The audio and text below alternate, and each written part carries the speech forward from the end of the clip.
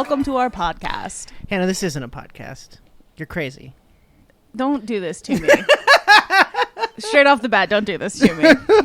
Hi, my name is Hannah. And this is Donovan. And welcome to My Thing, Your Thing. Yeah, welcome. And this is one of my things. This it is. We are talking about Gaslight, the 1944 movie, which is sort of the originator of the abuse term gaslighting. Yeah, I'm sure we're going to talk about it. We are, yeah. And how we need to maybe put that word up on the shelf sometimes. Yeah. That people are perhaps a little bit too loose with using the word gaslighting when really they just mean someone lied to me or we had a misunderstanding. Yeah. Mm-hmm. Yes.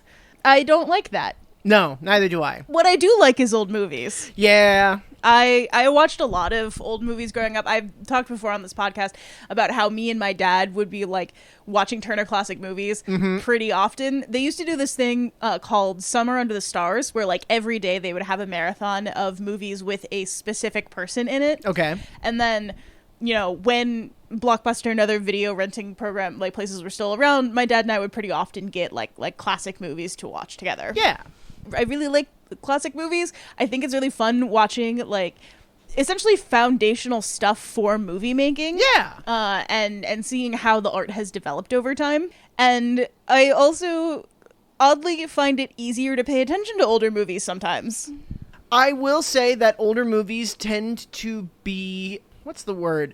Okay, I might be way off here, but I think older movies were still coming from like a stage play script. Like, absolutely. And so things were much more like the characters had to be somewhat limited, and, you know, what happens is kind of confined to, you know, certain things, and you know, they're easier to follow without having to like repeat the plot 20 times into your face, you know, like agreed Netflix writing where they literally tell people, hey, you have to repeat the plot every 20 minutes because people are just going to be on their phone the whole time. Hey, speaking about Netflix, you know what I hate? Netflix's algorithm. Yeah, me too.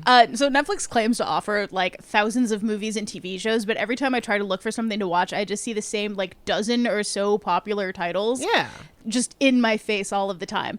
And you just have to scroll forever and you're like, I don't want to watch that. I want to watch something else. Give me something else. You apparently have, I don't know, like 6,000 or something titles. Yeah. I looked it up. I don't remember what it is. Which is why I used to love checking their leaving soon section, because there wasn't an algorithm there that was like spoon feeding you fucking Electric State or whatever.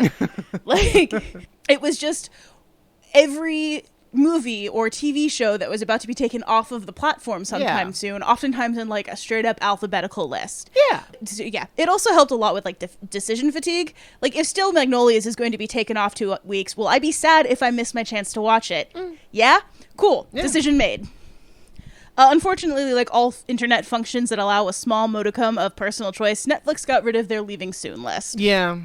Movies are still tagged as leaving soon, but you have to hunt through 400 vaguely named categories to look for last chance titles. And they're all names like Monday Evening Binge Fest or whatever. Yeah. Like, they can't just say like action, comedy, drama anymore. Yeah, Netflix, you know, says they have all of these things, but, you know, I'm beginning to think maybe they're gaslighting us. They might be.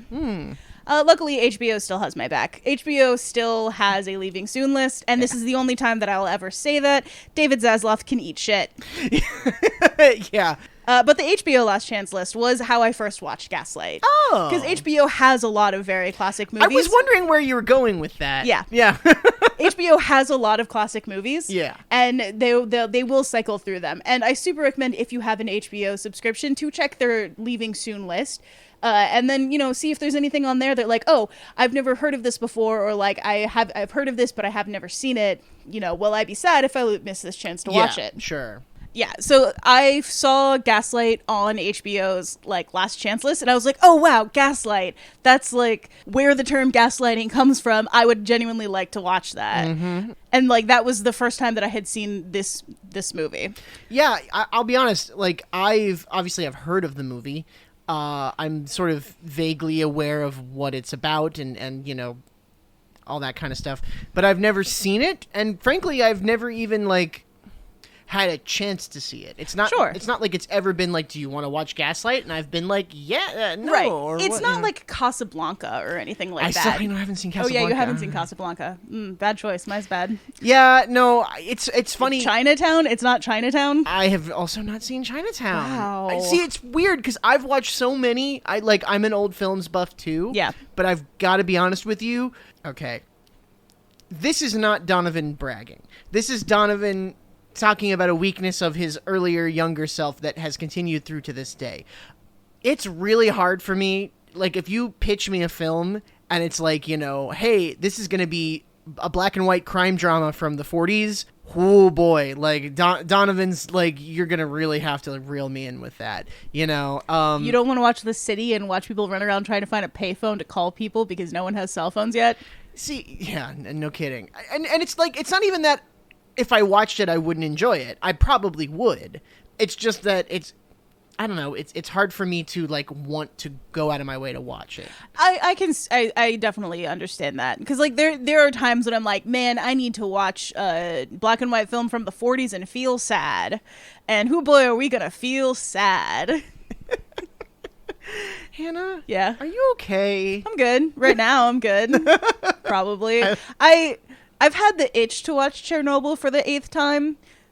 Oh, Sorry, no. Technically 5th, I suppose. Oh, no. But, like, we're not quite there yet. And, like, if you come home and I am lying down flat on the floor watching Chernobyl, like, that's when you probably need to be worried about me.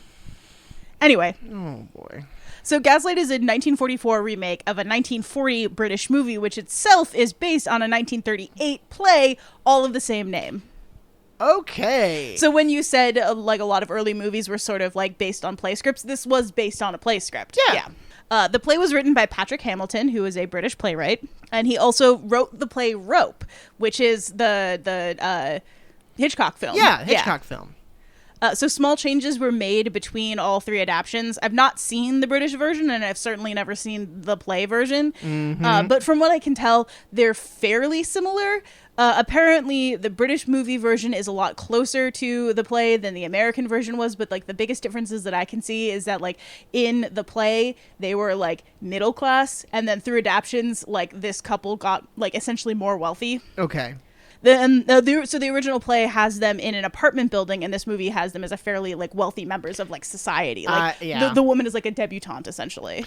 Yeah, like if you live in London, you can be fairly well-to-do but still live in an apartment. Yeah. Whereas in America, you're probably more expected to have a house. It is like a townhouse. Sure, Yeah, but yeah. yes.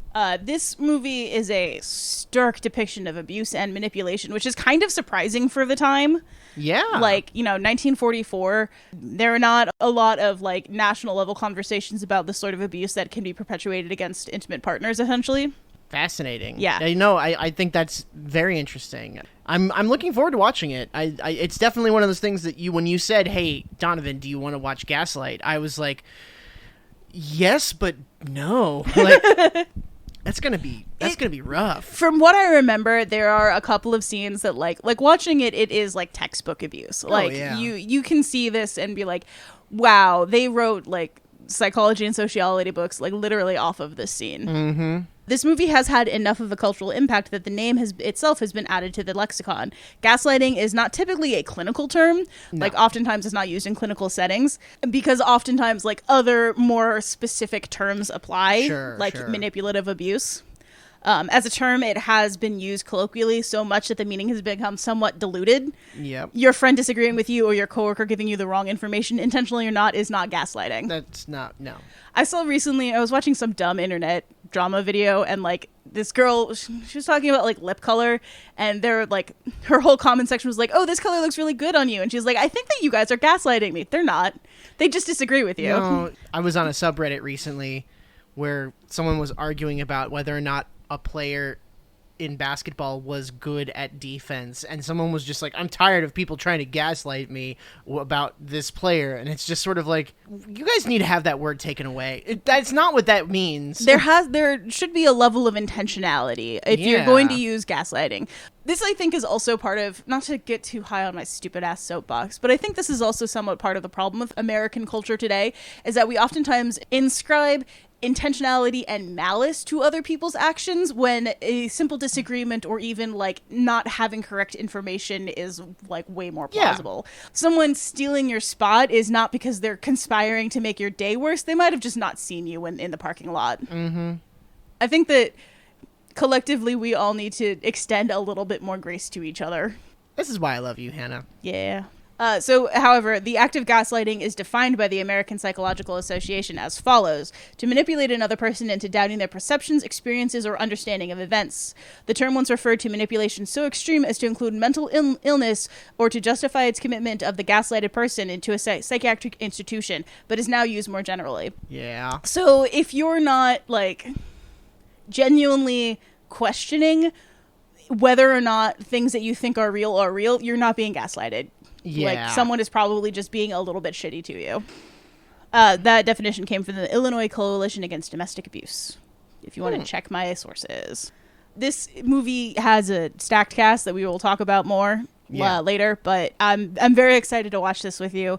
It's been a while since I've seen it, but I have a pretty solid memory of, like, what happens, essentially. And I'm excited to go. Let's go. All right, let's do it.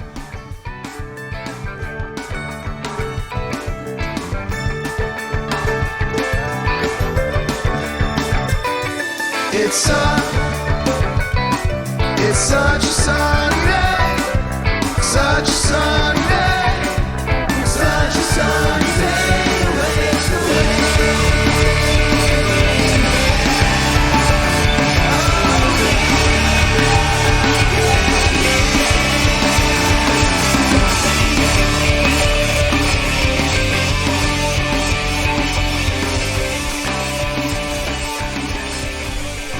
And we're back.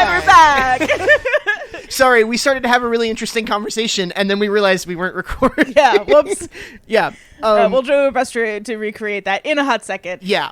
First impressions. No, it's great. Yeah. That's a really good movie. It's a very, this is not a negative word. It was a very conventional film in lots of ways. It's very much, there's the villain, he's doing a bad thing, someone's the victim of it, a guy figures it out, saves the day, and at the end, the bad guy goes away, which, God, in 2026 seems so quaint. I know, Yeah. right? Like, there's sometimes when... Okay, complicated heroes and, like, difficult moral questions. I like that and I want that, but also sometimes I want there to be a bad guy who goes to jail. I hate to say it, but, like, I'm so, I guess, A24 brained that the whole time I was watching that scene, I was just like, oh yeah, now the detective guy's gonna get shot and then she's gonna die and he's gonna get away with it. And I'm like, no. Like, actually, that's not how movies were made in the 40s. Like, no, the bad guy's going to get caught. And honestly, it felt good. It felt good to watch the bad guy get caught. Spoilers, I guess. I did very much enjoy it. Is it my favorite movie of all time? No, but, like, I do very much like it. I like a lot of the old filmmaking. We talked about sound stages with matte paintings. My favorite. They Will Have My Heart Forever. Yeah, the production design, like the sets and stuff, was fantastic. I have no complaints about that. That stuff was awesome. We had a little bit of a conversation about costumes. Yeah, that's what we had to decide. We had to stop. Costumes and hairdressing. There are some things. The movie is supposed to take place in 1875. Yeah. Which, by the way, 1875 to 1944 is 69 years. Nice. And 1944 to now is 82 years. So it's been longer. Yeah. Which is a crazy thing to think between the film coming out and now from when it was set. What was it? It was 69 years ago. Today would have been 70 years ago. That would have been 1957.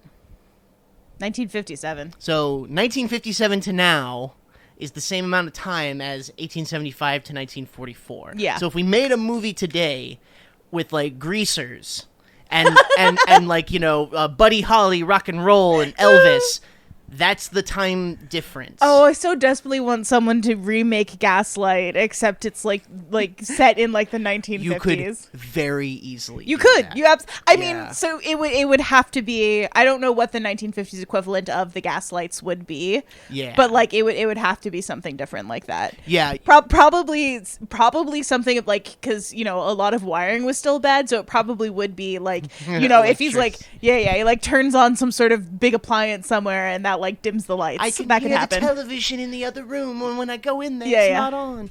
Anyway, but yeah, so some of the costuming is fantastic, and Yes. it looks very 1875. And I mean, I would say all the costuming is fantastic to look at, but some of it is very anachronistic.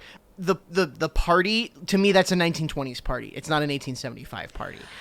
I mean, I can kind of see that. It's just that, like, in the men's dress, certainly. In the women's dress, somewhat less so. A little bit less so. I yeah. mean, like, in the 1920s, like, very high society women would not have been wearing, like, you know, loose drop waist flapper dresses. No. They would have been wearing something closer to that, although I think that in, like, the you know, the 1870s, there was quite a bit more, like, ruffles going on than there would have been in, like, 1920s dresses. Yeah. I'm not a fashion historian by any means at all, but, like, that's kind of the impression that I get. Yeah, and I wonder, if in 1944 people cared that much. Probably not. Yeah, no, probably. We are so saturated with the internet of, like, people being experts in things and knowing a lot of stuff, and, like, you scroll through various short form video platforms, and every other person is like, here's my extremely special niche interest about 1930s clothing or and whatever. not to mention, like, if you were making a film in a studio, MGM, You'd use what you had. You would just use what they had. It was like, oh, we have the 1920s, party scene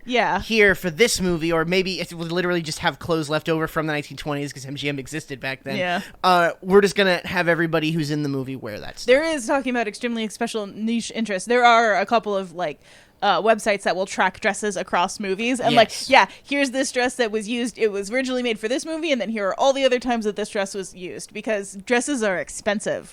Them bitches is pricey. Absolutely. So, anachronistic, but who cares? Like, it's not a big deal. It's the coffee cup on the set of Game of Thrones. I didn't notice it in this because the movie is good enough that I simply didn't care. No, I the only thing that it did for me was I was sort of thinking, like, oh, this is like the 1890s or 1880s or whatever, and then that party happened, and I'm like, oh, is this like 1910s, 1920s? Again, it doesn't really matter for the movie. It just made me kind of like move where I conceptually had it in space. Yeah. The one that kind of got me is that in that scene she has her hair in this very fancy updo, and she's got like jewels and like baby's breath actual flowers in it. Yeah. And the way that she has her hair styled, it is the very small sort of ringlets that you would have in the 1870s or whatever. Yeah. But it's very poofed out, and it's shaped in a way that looks like Victory rolls, which would be a very common hairstyle in the 1940s. Yeah. So it's like a 1940s interpretation of like an 18th century kind of thing. Sure, and in a way that's interesting in its own way. Absolutely, I think that's pretty cool. Plot rundown. Let's go. Mm-hmm. So the main character is this woman named Paula. Yep. It starts with her as a younger woman, and she is coming out of the house that she has lived in with her aunt. And her aunt has been murdered, and she is being shipped off to Italy to live with a friend of her aunt. This poor girl, like, both of her parents are dead. She was raised by her aunt, and then her aunt dies, and her aunt's, like, apparently in the aunt's will, she's like, yeah, you're gonna go live with the guy who taught me to sing. He's gonna be your guardian now. So she's like a famous singer. Yeah. The 1870s equivalent of like a pop star, essentially. She toured all around the world, performing live, in opera and all this kind of stuff. Yeah, she's an opera singer. And she trained in Italy, so, basically she's lets her niece move to Italy to live with the man who, like, taught her to sing. Yeah, taught her to sing. And then he tries to teach Paula to sing. And Paula seems to be pretty good at it. Not as good as her aunt, whose name is Alice Alquest. Mm-hmm. She's pretty good, but she's, like, probably not going to be as good as that. Yeah. And then the next scene is, like, her singing and her teacher being like, no, this is all wrong. Your heart's not in it anymore. And he's like, you're in love. You can't sing tragedy now. I'm an Italian singer. I know what love is. And I believe him. And so Paula is like, yes, I am in love. She's like, she wants to, like, get married to this guy, sort of. Yeah, so there's a little trick that scene plays that's kind of fun, is that the guy who's playing piano for her singing is like, oh, excuse me, I have to leave, and so he does, and then she's like, I have to go to my date, and she leaves, and it's the guy who was playing piano. She is in love with the guy who's been playing piano. Yeah. And she says that No wonder she was distracted. No wonder she was distracted. Her love was right there. She has known this man for 2 weeks. Yeah, 2 weeks. 2 weeks, and she isn't so in love with him that she is distracted at her lessons. Yep, and then he's like, I love you so much, we should hang out and do stuff, and she's like, I'm gonna go out of town, I'm gonna take a trip. He has proposed marriage to her, and she's like, this seems very soon. This feels like it has been moving very fast. I would like to go somewhere by myself so that I can clear my head and think rationally. Yeah. And he's like, yes, my sweet, you do that. So she gets on a train and goes somewhere to go on vacation, and oh my gosh, who shows up? Her fucking boyfriend. Yeah. This is like the very beginnings of the seeds of like, this man is a fucking creeper. Hey, number one, like, if your boyfriend is not giving you space that you ask for, bad. His name is Gregory Anton. Yes. And we hate him. At least that's what he says. That's what he says it is, yeah. But on the train to this place, she runs into this lady, Miss Thwaites. Yeah. So this movie is super relevant in the modern day of 2026. It really is. Miss Thwaites is literally like a true crime girly, like the ones who are like way too obsessed with it. Yeah. She's like, I moved in across from this murder house in on Thornton Square in London. Alice Alquist was killed. I can see it from my room. I'm really into it. And like she's dumping all this information on poor Paula, who's like, yeah, that was my aunt, you bitch. If she was alive today, she would absolutely have like a true crime like podcast or like YouTube channel or something. Either that, or she would like be a super fan of them. Absolutely, because she's like reading the book. She's like, oh, people are being murdered. Ooh. Okay, did you hear about that? There's some true crime YouTube channel girl who like was covering some sort of case, and she got actual crime scene photos, including crime scene photos of a dead child. Yeah, and she put it up on her Patreon for people to pay money to.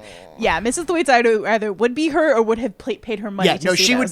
would be paying for the Patreon to see the photos of the dead children. Absolutely, for sure. 100%. Gross. But yeah, she's like, oh, I live in Thornton Square. You should come and visit me. We'll have a jolly old time. Yep. And so then Paula and Gregory, they have this, elopement basically, where they spend time at this Lake Como, and they decide, you know what, we're gonna get married. Yeah. And she's like, where could we live? We could live anywhere. We could live in Italy, we could live in Paris, we could live anywhere. And he's like, let's live in London. Yes. Let's specifically live in Thornton Square. Well, he doesn't say that part. No, he says, I want to live in London, maybe one of those squares. We don't have to. Yeah. And then she's like, well, I actually did inherit this house. I don't particularly want to live there. And he's like, oh, say that you will. Yeah. Just say that we'll live there. We'll live in a beautiful little house on a beautiful little square. Say that you will. Yeah, red flag number 2 for this guy. If you ever are like, oh, where could we live? And he's just like, I know where I would like to live. And he says your hometown from when you were a child that you haven't told him yet. Bad. Run. Bad times. Run away. Jump cut to like a couple months later. Yeah. They've been married for a little while. Things seem to be going well. And they move back into this house. And immediately she's like overcome by the emotions of being in this place. Yeah, she found her aunt's dead body there. Yeah. Like, she was the one who discovered her murdered aunt. And the crime of who killed her aunt has never been solved. There aren't even really any leads. Yeah. So, like, she is already primed to not feel good about living in this house, and also she's with a man who is very clearly like abusive and manipulative. Well, she doesn't know that yet. She doesn't know that yet, no, but we the audience do. We, the audience, so up to this point, he's being very like Pushy, but not necessarily abusive yet.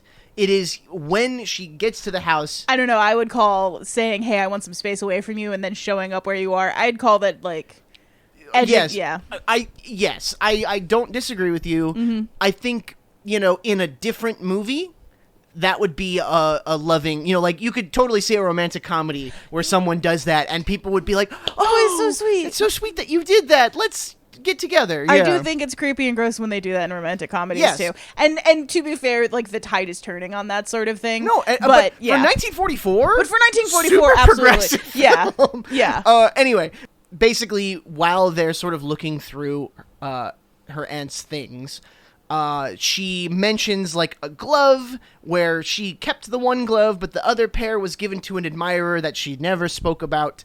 That Alice never spoke about. Yeah, that the aunt, and then while they're kind of doing it, she picks up a score, and out falls a note from this guy named Surges Bauer, and basically he's just like, I'm following you to London, and he sent this letter 2 days before she was died. murdered. And this is the first point where Gregory Anton becomes like actively like kind of abusive. He like gets really angry and yells and is like, give me that. And he's just like, I'm so sorry. You just being so upset just made me upset too. Yeah. Tell you what, let's take all of this stuff and let's just put it in the attic and board it up so you'll never have to look at it. Yeah, we'll put all of this away and you'll never ever have to think about it ever again. Like at the beginning right here where he is essentially making her responsible for his emotional outburst. Yeah. Like, I only acted that way because you provoked me essentially. Ew, gross. Ew, gross indeed. But they do, and over the course of like the next rest of the quite while of the film, there are several instances where he tells her that she has forgotten things, that she has misplaced things, that she has forgotten that she had told him things. The first one is he gave her a brooch that was like his mother's brooch. And it's like this beautiful little cameo. And she wants to immediately wear it, but the pin is not good. And so he's like, oh, we'll just put it in your bag for now and I'll get it repaired later. And he puts it in the bag in front of her and they go to the Tower of London. Yeah. And they go see the crown jewels and all this kind of stuff. And there is a little moment where he is like very transfixed by all of the sparkly, sparkly jewels. Yeah, you get the idea he's really into jewelry. Yep. But as Paula is looking through her bag for her handkerchief, she realizes that the brooch is not in there anymore. And so she starts to freak out, obviously. Yeah. I also, speaking of production design, I honestly wonder if they shot at the Tower of London. They shot those scenes at the Tower of London because I've been to the Tower of London. Obviously, it looks different now. And, depending on where they shot. But, like, it was believable. Yeah. Like, maybe it was just really good matte paintings and really good set design and all that kind of stuff. But, like, I would believe if you told me, yeah, they shot a couple scenes in a couple of, like, rooms at the Tower of London. I'd be like, yeah, that makes sense. I wouldn't be surprised. I couldn't find anything about, like, where this was actually shot. Sure. But probably mostly on backlot. Yeah. But there is this one scene where they're doing a walk and talk, like a 1940s walk and talk. Oh my god. But the two of them are just kind of like faking like they're walking, and then there's like it's not green screen because they didn't have green screen technology at the time, but there is like a projection behind them of like other, and frankly it's fairly good. It's fairly believable. I mean, for the time, I can imagine. Honestly, the projection isn't what bothered me. It's very obviously a projection, but that's not what bothered me. What bothered me is that they look like they're walking in place. Yeah, like, they didn't have like a treadmill or whatever. It's very obvious. They're just sort of like shimmying a little bit. Yeah. And I will say there's a couple of points in the movie. This is such a minor criticism. Like, don't really take this as anything. There are a couple of points in the movie where maybe budget issues or maybe just like, like camera work is not like super on point. And I don't know if that's on purpose or if that's just like, there's a lot of scenes where like one of the characters is slightly out of focus, but not in a way that seems like a creative choice, in a way that seems like the camera guy didn't quite have the scene dialed in. Yeah. There are a couple of points where they're doing like the 1940s. It looks like they're trying to do the 1940s like romantic soft focus thing. Yeah. But they don't have the depth of field just right. Yeah, and very minor stuff. Yeah. Like who cares? Really, who cares? I find that stuff very interesting as somebody who is like very interested in the craft of film. Yeah. I just kind of wonder, like, I wonder why that is, I super wouldn't be surprised if they didn't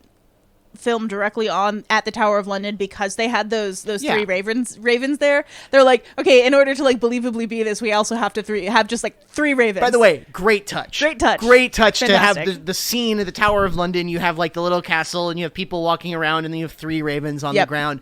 Beautiful. They don't even comment on it. I love that. It's just there, and if you know, you know. But yeah, so they get all the way home, and she there's this moment as she's going up the stairs when she thinks he doesn't know that I've lost it, and I can find it, and he won't know, and he won't be mad at me. Yeah. And he just goes, "Oh, Paula, by the way, can I have that brooch so that I can get it fixed?" And she just crumples because now she has to tell him that she has lost his mother's brooch. And Ingrid Bergman is so fucking good in this movie. Yeah, no, she's amazing. She's absolutely fantastic. We're going to talk about her more later, but god damn, she's fantastic. Yeah. And so then there are a couple of other things that happen in a similar way. There's a really crushing scene where he has been telling her for like weeks and months that she is too ill to see anybody. She is too ill to go out. They've been staying in the house. She's not even allowed to like go out and take a walk by herself. To the point where like, and he's like really breaking her psyche. Yeah. And to the point where like, you know, she, even when he's not home, she's like, I'll go out. And then she just like doesn't have the gumption to do it. She's like too afraid. He's psychologically breaking her. Yeah. Doing a masterful job of it. God, I wonder where he learned. Yeah. Like, that's kind of wild. So yeah, there's this absolutely crushing scene where like after all this time of her not being allowed to leave the house, and he can leave the house. He leaves the house every single night. Sure. But after months of not being able to leave, he's like, "Oh, by the way, didn't I tell you we're going to the theater?" Actually, it's even worse than that. He was like, besides, he said something like, "You don't have time to see anybody anyway. You have to go get dressed. We're going to the theater." And she immediately thinks that she forgot that he said that they were going to the theater, and he was like, "Ha ha ha, silly wife. This is a surprise." Yeah. So she has already thought, "Oh, he must have told me. I've already forgot that." It's kind of part of the masterful, I hate to say masterful, but the masterful manipulation is that he's not always trying to, what's the word? He's not always planting things and saying, "You're crazy, you did the wrong thing." Sometimes he's like, "Oh, of course you didn't know. It was a surprise." Yeah. You know, what, do you think I would do that to you? Do you think I would lie to you like that? Yeah, and which is always making her, like, doubt her own judgment, doubt her own beliefs. Like, oh, maybe yeah, you know what, you're right. I'm sorry, I should trust you more.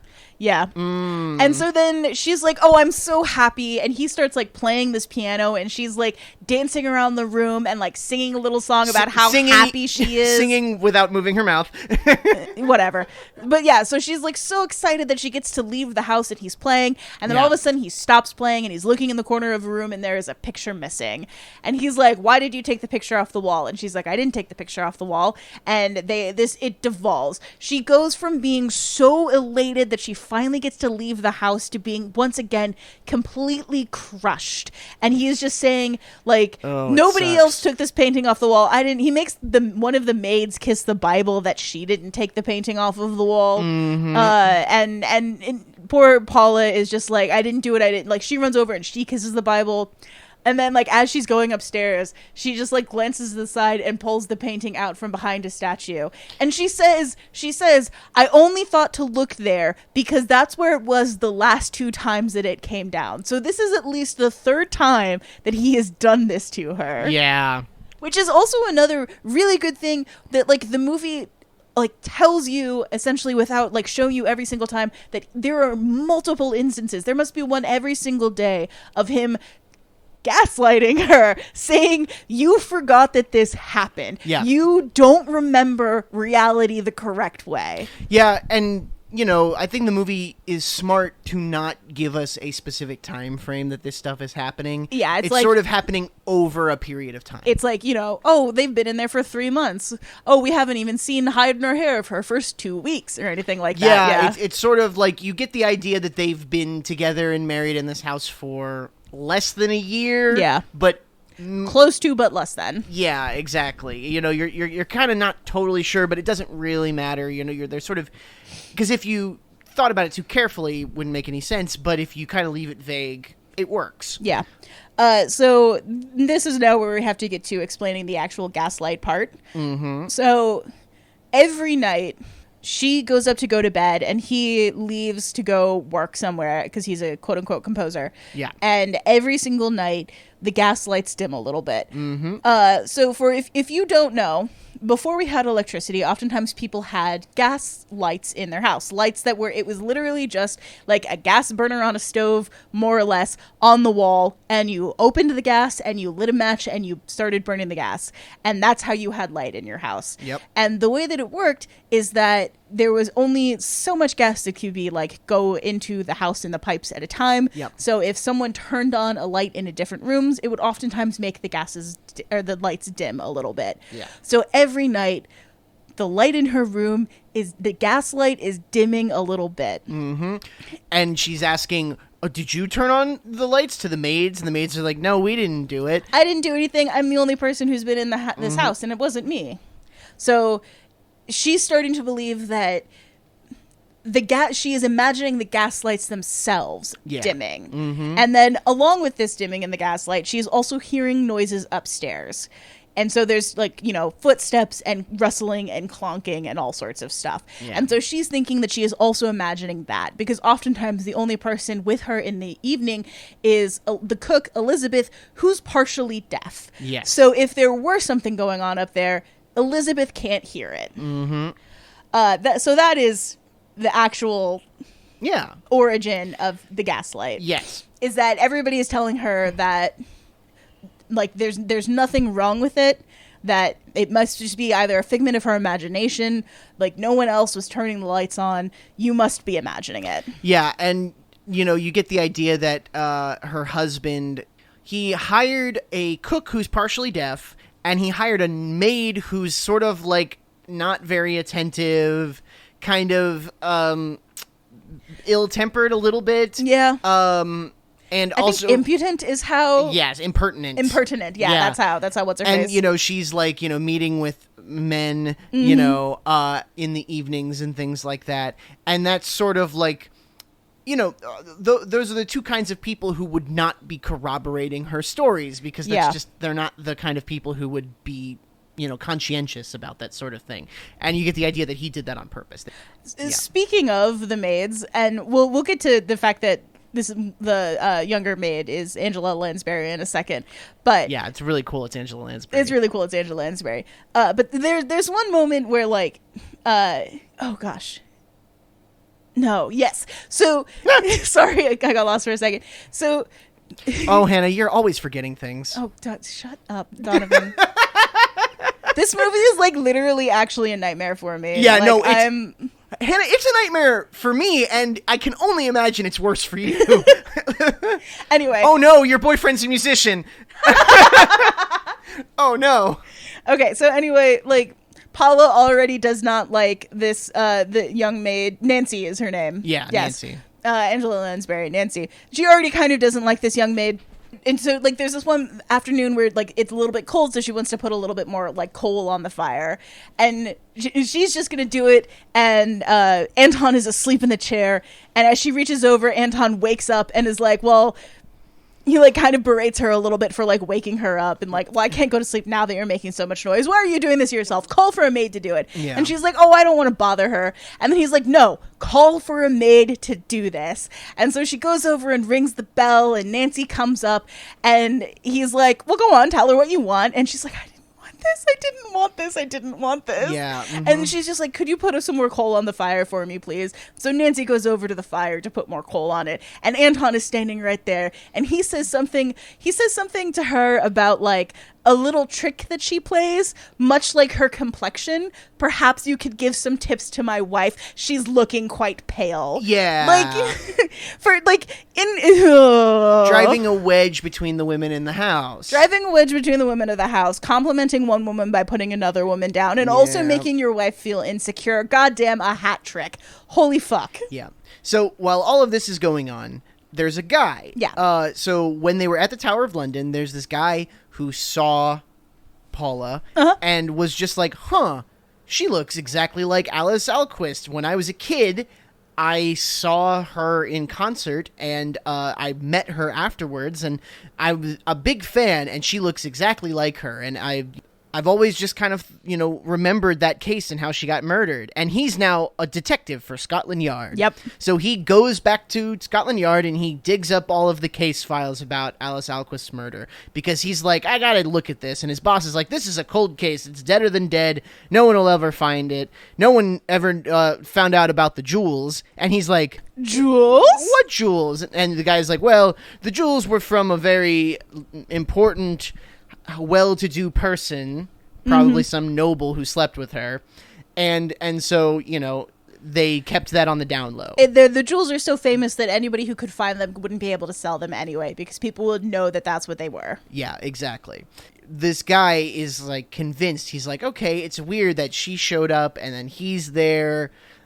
He's like, something about this case is together. Like, something about this kind of goes together. And he's also sort of like suspicious about how they never leave the house, and he goes someplace at night and is gone for a while and then comes back, and he's just a little skeeved out by it. And so he gets one of the bobbies, one of the beat cops, to basically have an affair with Nancy, the maid, to kind of like get information and keep him in the area so that he can keep an eye on them. Yeah. Have an affair in this case is like they flirted. Like, I don't think that they were actually sleeping together. They were meeting in a place. Certainly. They were going to music halls together, which was quite scandalous for the time. But... yeah, I bet you they were snogging. Look, Hannah, people had sex in the 1870s. Absolutely. Like, I know you're like... it's a movie, and so they didn't want to say too much, but like... yeah, this is still Hays Code era. We cannot imply that anybody who's going to survive until the end has had sex outside of the bounds of marriage. Yeah, but, they were raw dogging, it. You're going to feel real bad about that in a hot second, and I'm going to laugh really hard. But anyway, please continue. No. I hate that! I hate when she says stuff like that. But yeah, so this guy whose name is Brian Cameron. Yeah, he's the detective. Yeah. He's doing a lot of investigation stuff without ever actually talking to Anton or Paula. No. Like, he doesn't show up in Paula's life until literally like the last 20 minutes or so of the movie. And she's just like, I'm sorry, who were you? Yeah. Yeah, so like he's working his way towards figuring it out. He's figured out that like Anton comes out every day, he turns the corner, goes down an alleyway, and then disappears. And so like he and the other guy, the Bobby, like they were tried to like do a pincer movement, like catch him in the alley, but he is fully gone. There's a really great moment where there's like a cat like in this alley. And on screen, the cat's standing right in front of the matte painting. Right at the very edge of the matte painting. But he like at one point he like drew a whole little like map out of the houses, and he's like, he must be going inside somehow. Yeah, and come to find out, he had been going out through an empty house up onto the roof and then down through a skylight into the attic that is full of Alice's stuff to try and find these famous jewels that she had. And that's causing all the rustling sounds. That's causing all the rustling sounds, and that's causing the gas lights to dim because he's lighting a light up in the attic. Yeah, and then also when he finds out that she's hearing these noises, he starts to yell things. He starts to say things, like, oh, your mother was in an asylum. She was crazy, and now you're in the asylum. And so now she's hearing voices coming from the attic, too. Well, also, like, he told her to her face, like, your mother didn't die in childbirth. She died when you were 1 year old. She died in an asylum because she was crazy. And it's a lie. She never calls his bluff. He's always like, I can show you the doctor. I can tell you the symptoms. Yeah. And you get the idea that, like, if she challenged him, he would be like, fine, I will. And he would, like, hire an actor or something. Sure, or, he would tell her, you're crazy. I showed it to you yesterday. And stuff like that. He is also setting up for her to go to an asylum so that he can just search openly and also doesn't have to be tied down by this woman that he has married. Yeah.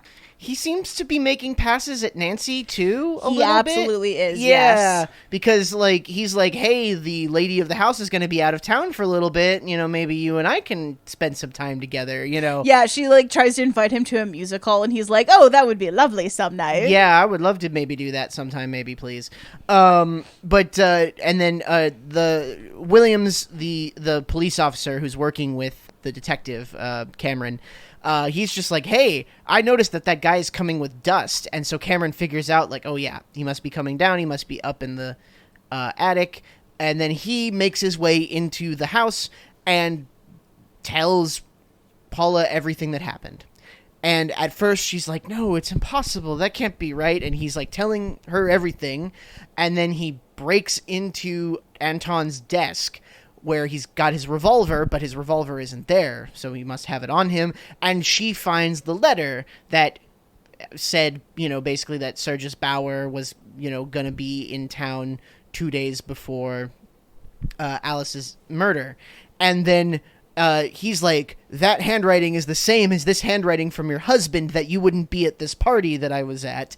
And so, your husband must be Sergius Bauer. Mm-hmm. He must have killed Alice Alquist. And she's like, and this is the note that my husband said didn't exist. So this must all be right. And she sort of has hope again. She's sort of like, oh, maybe I'm not crazy. Yeah, maybe I'm not the one who's crazy. Maybe this has all been some sort of horrible thing that has been done to me. Yep. And then Cameron leaves to go catch Anton on the way back. Yeah. The problem is that Anton has found the jewels, and so he's coming down the stairs from the supposedly boarded up door, but it's not actually boarded up. It's just like wood with a latch. It's like a trick door. Bugs Bunny bullshit you've ever seen in your life. Yeah, you would almost expect like an Acme sticker on it or something. Yeah. And he comes down and he sees that his desk was broken into and is like, Paula, why was my desk broken into? And Paula's like, I didn't do it. Like, and notably, she has not lied at all. No, the she's entire always time. telling the truth. Yes. Always telling the truth.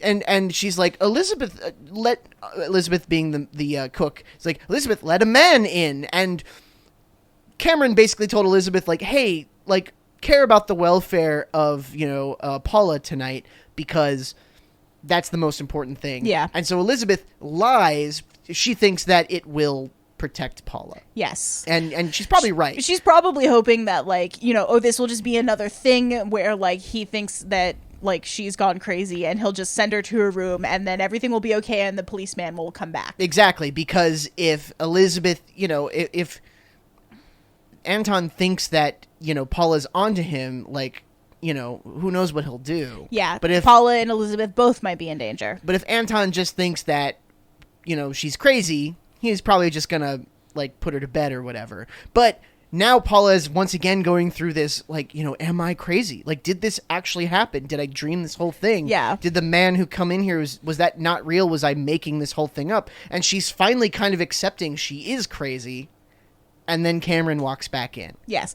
So he had gone outside because he was going to try and catch Anton coming back through the alley. Yeah. But he had gone down through the attic. And so that's when he must have, like, waited long enough and been like, okay, this is something different is happening. I have to go make sure that she's going to be okay. Yeah. And so there's a confrontation, little dust up of a scene, Anton pulls the gun. Cameron, like, judo chops it out of his hand. And they both run up into the attic, and there's a bunch of like again crashing up in the attic while Paula is downstairs again having a bit of a breakdown. Yep, and Elizabeth calls for William, the other cop, who runs up, and then the two of them tie Anton to a chair. Mm-hmm. And so now Anton's tied to a chair, and she walks in. Paula is just like, I would like to speak to my husband. And the two cops are like, no. And she's like, you're gonna let me do this? And they're like, okay. And so she closes the door and locks it.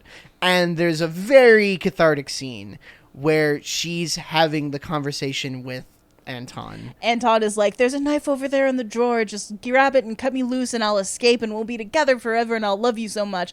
And she has a little bit of like a Lady Macbeth moment with the knife in her hand. Oh, it's great. Yeah. And she's like, oh, I can't find the knife. It's not in here. Oh, I did find it. Oh, but I lost it again because I'm mad and I'm crazy. Yeah. And he's like, no, you're not. It was all a lie. And it's just like, dude, you're not helping your case.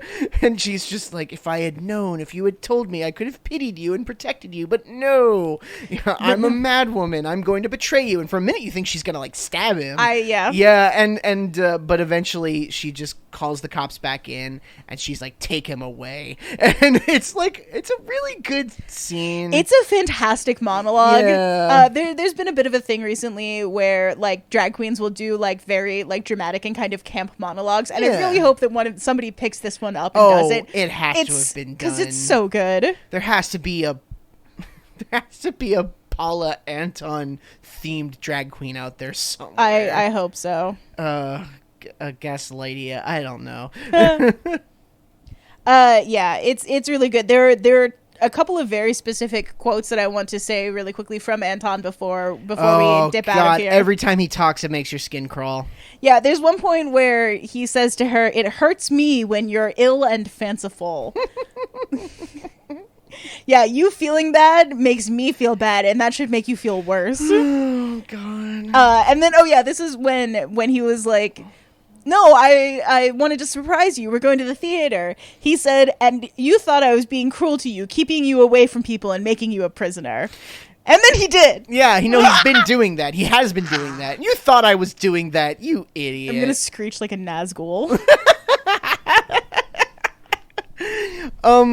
Yeah, no, this guy sucks. He sucks. And what really sucks about this is, obviously it's a movie, so everything's good at the end and we're all happy. But if this was real life, Paula would have to go through years of therapy to be a normal person again. The worst part about this is that it takes place in like the 1870s, and like the only therapist that she's going to have has been like, well, you'd simply need to orgasm, I guess. Like, hey, it could be worse.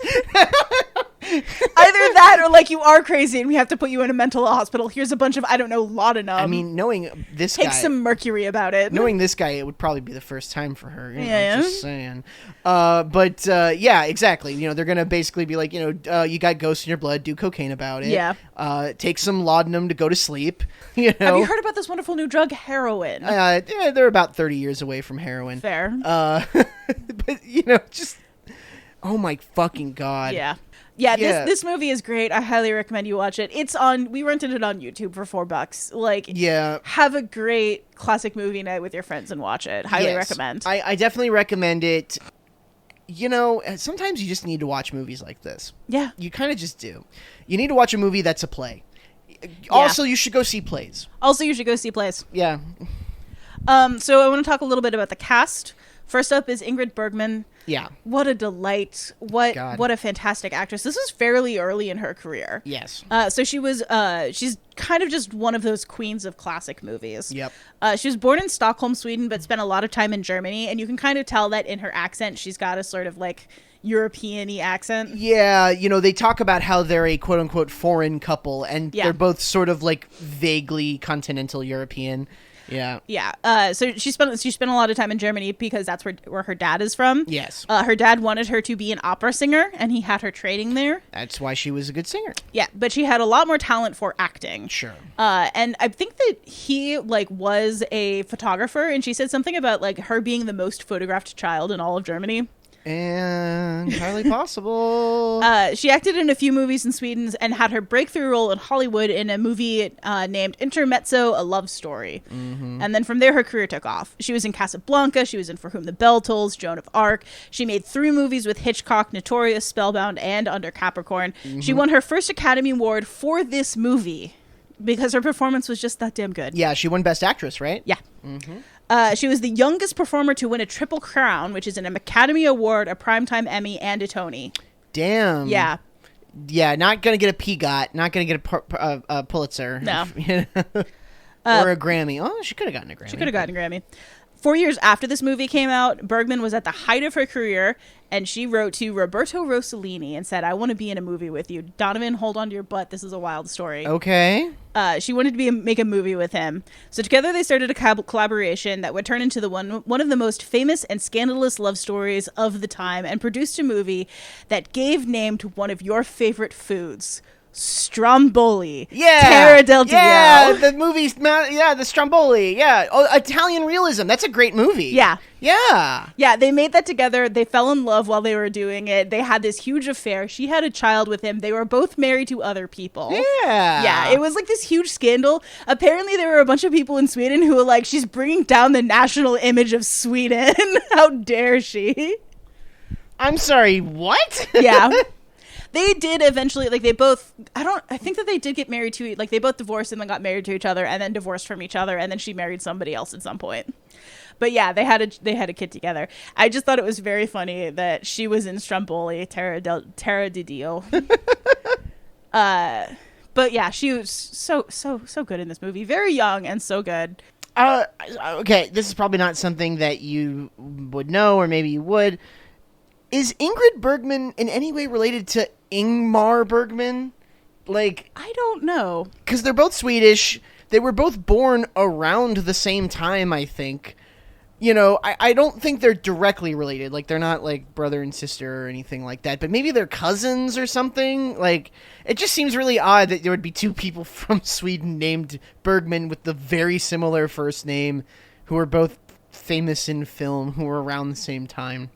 I don't believe that they are related.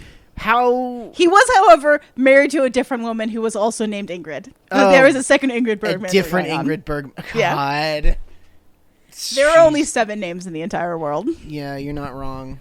Okay. So then Anton, whose name was actually Bauer, was played by Charles Boyer. Yeah. He was a French-American actor. He studied at the Sorbonne.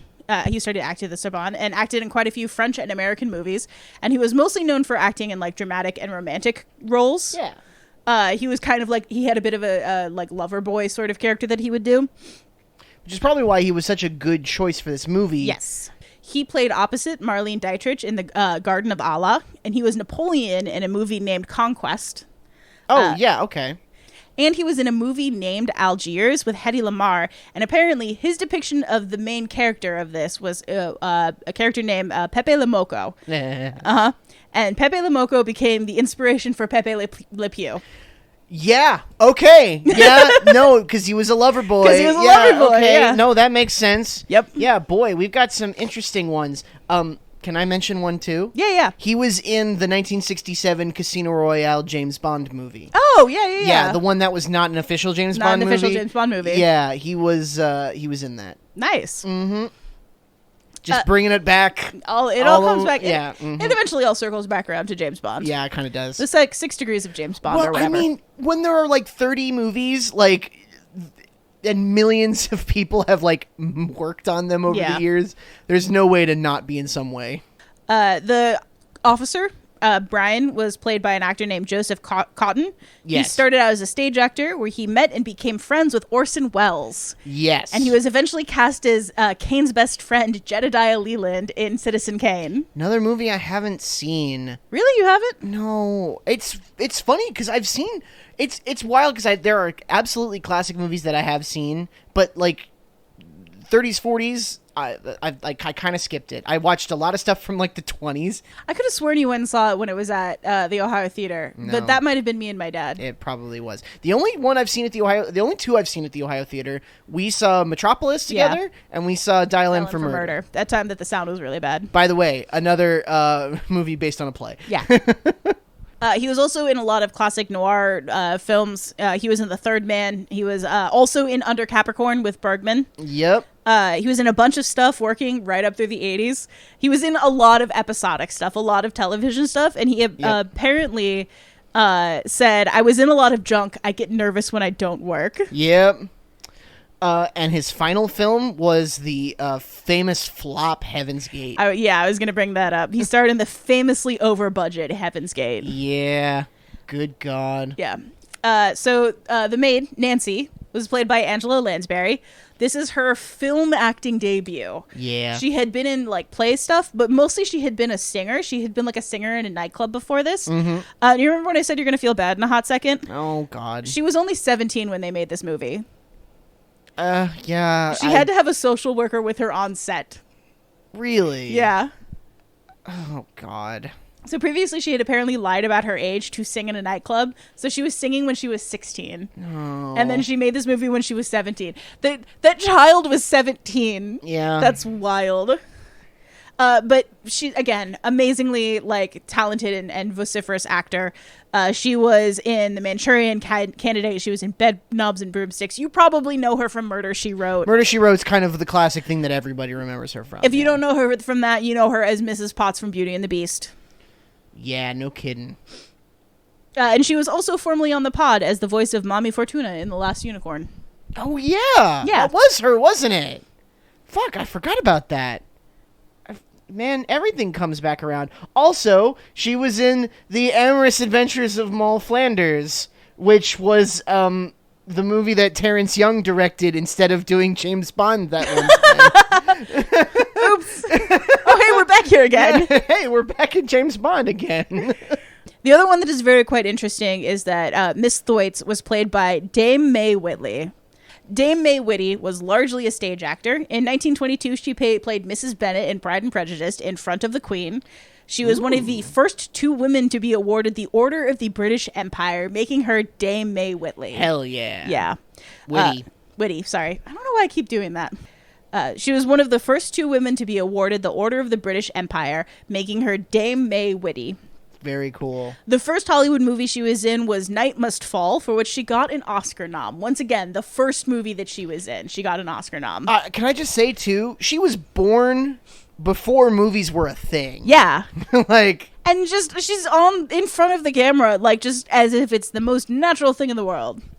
She was also worked with Hitchcock in The Lady Vanishes and Suspicion. I was about to say, Lady Vanishes is a great movie. It's very good, yeah. And she is in that one. Yeah, I've seen all the Hitchcock movies. Yeah. And then also, so this was directed by a man named George Cukor. Yeah. And he did a lot of stuff. Oh boy. He did a lot of stuff in like the 30s. All of these are from the 30s. There's like, Little Women and Dinner at 8, David Copperfield, Romeo and Juliet. He was apparently supposed to be one of the directors on Gone with the Wind. But he was replaced. And he went on to direct the Philadelphia Story after that. But yeah, he worked for a long, long time. He continued working into the 80s. This man was born in 1899. Woo! Yeah. Okay, and worked into the 80s, huh? Yeah. Damn, that's pretty good. Yeah. This movie is great. The directing is great. The cinematography is fantastic. I love it a lot. I think you should all watch it. Yeah. There's one scene where like Paula it's like about halfway through the movie, and so she is like fully having a nervous breakdown, and she is just sprawled out lying down on her bed, and she is framed from above, and there is a zoom in down on her as the gas lights start to flicker, and she is just sobbing, and it's a beautiful shot. It's an extremely difficult shot that they would have gotten at the time. And she's wearing this gorgeous black dress on this like pure white bed. And it's just like the symbolism is so good. Makes me angry. Wow. So a couple of the other actors, I just kind of looked here. The girl who plays the 14-year-old version of Paula. Oh, yeah. Terry Moore. Uh-huh. So... she was born in 1929, and she is still acting. Dang. She is 97 years old. She was last in a movie in 2019. She was in that show Ray Donovan, that was about 10 years ago. Yeah. Here's a fun thing. She was in the 1960s Batman. Oh, really? Yeah, she was Venus, which was, I believe, a villain. Yeah. Was in a couple of episodes here and there. She was in Murder, She Wrote with Angela Lansbury in the 90s. In the 90s. She was married to a famous football player named Glenn Davis, who is a Heisman Trophy winner. That's another kind of fun thing. She, at age 55, posed nude in Playboy magazine. Wild. And then she was also one of the producers for America's Funniest Home Videos in the 90s. God damn, insane career. Yeah, and she was nominated for Best Supporting Actress in the 50s for a movie that she did, Come Back Little Sheba. Not a movie I'm aware of, familiar with, but hey, there you go. That one's kind of wild. Yeah. God, I always love it when people live a long time and do cool shit the whole time. Mm-hmm. I would like to live a long time and do cool shit. Yeah, same. One of these days I'll start doing cool shit. Any day now. Any day now. Hey now. You do cool shit. Calm down. Sure, fine, whatever.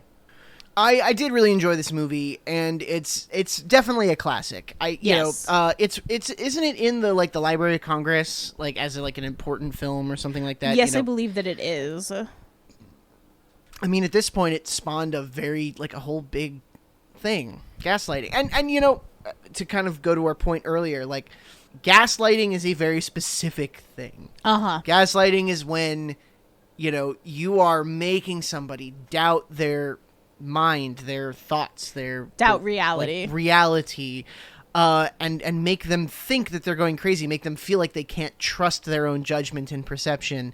It is it's not just lying. It's not just lying. It's not just disagreeing. It's not just I don't know. having conflict with someone is not the same thing as being gaslit. No.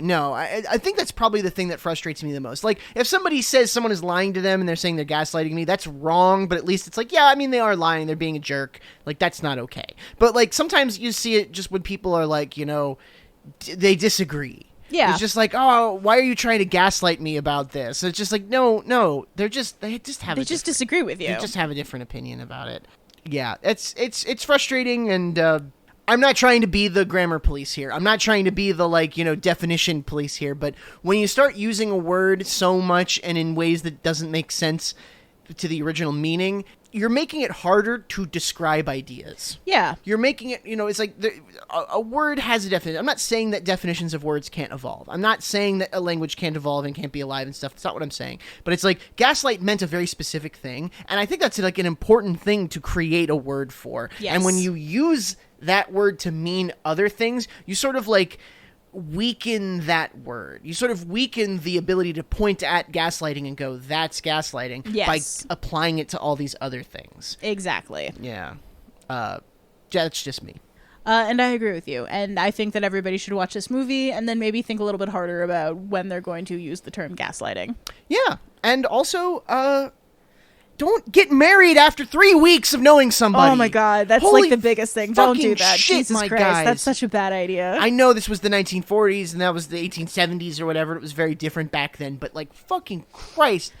Paula should have had more of a caretaker. Like her aunt kind of like just sent her off to live with this guy who's like a vocal coach. That man is not like interested in her long-term well-being. Does she not have any other family? Apparently not. Does he not have any family? Apparently he has a wife in Prague. Yeah. Although, has he seen her? Sorry, you might want to cut this in some other time. But that was the thing that I wanted to talk about, is that he is also already married. And it's very important that he is already married, because that means that his marriage to her is null and void. So he's not entitled to any of her shit, which is extremely important because it was very difficult to obtain a divorce. Yeah. So if he hadn't already been married, she probably still would have been stuck married to this guy who tried to kill her. Yeah. Like, it's a very important thing in this movie that she had an out, and the out was that he was already married.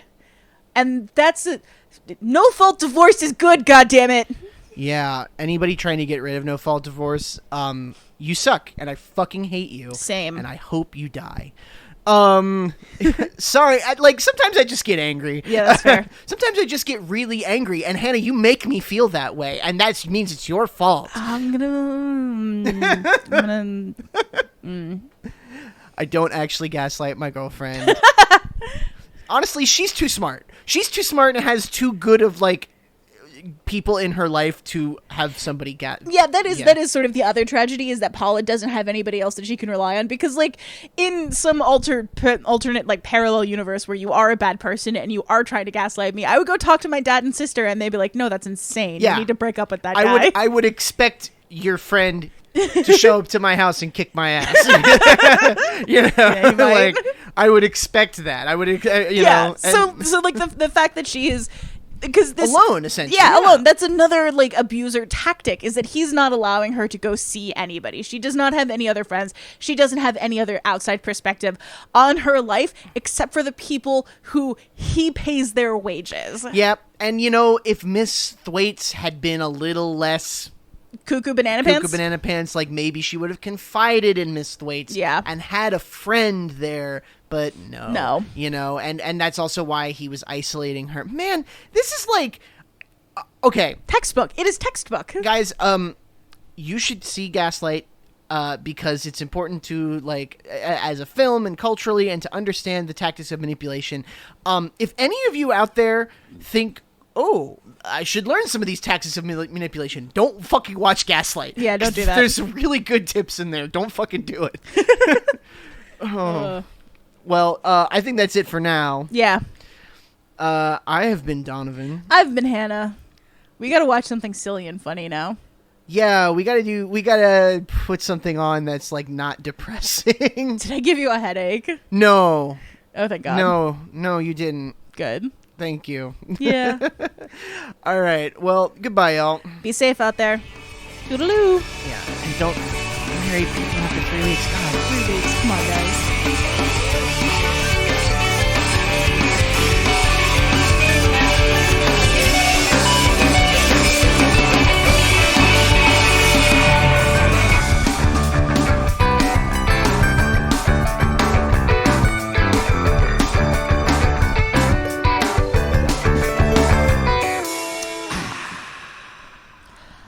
Thanks for listening. You can find us at mythingyourthing.com or at mythingyourthingpod on social media.